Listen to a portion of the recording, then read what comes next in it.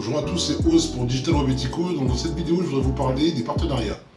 Les partenariats, c'est des collaborations que vous pouvez faire éventuellement avec différentes sociétés qui peuvent faire potentiellement soit du dropshipping, soit de la vente de produits divers ou de services. Aujourd'hui, vous avez peut-être envie de créer votre propre produit. Mais ce qu'il faut savoir, c'est que réellement, vendre les produits des autres, ce serait peut-être une chose qui vous permettrait d'aller plus vite.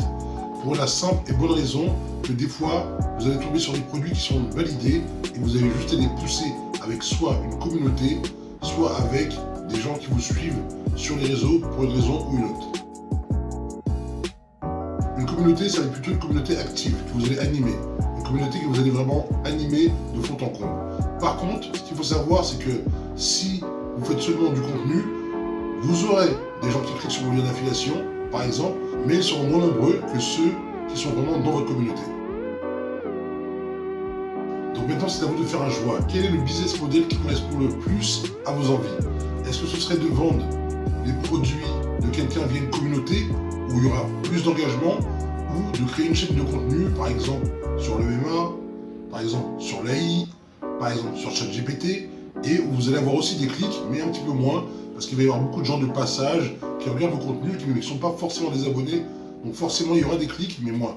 Par contre, avec une vraie communauté engagée, qui comprend ce que vous faites et qui comprend votre langage, ce sera plus simple de les amener à cliquer sur vos liens et potentiellement à générer des revenus avec. Ce qu'il faut savoir aussi, c'est que vous pouvez aussi vous rendre compte qu'en vendant les produits des autres, par exemple des produits de salle de sport comme Fitness Park ou autres, vous allez vous rendre compte que les gens connaissent déjà la marque, donc ce sera plus simple à vendre et plus simple à les amener à rejoindre votre lien d'affiliation. Un autre petit point que je voudrais vous signaler, c'est que aussi lorsque vous travaillez à vendre les produits des autres, vous avez de nombreuses choses qui vous sont enlevées. Par exemple, le service client. Ce qu'il faut savoir, c'est que lorsque vous avez un lien d'affiliation, ce n'est pas vous qui gérez le service client, ce sera quelqu'un d'autre, la personne qui a le produit ou le service. Et ça, c'est un point important.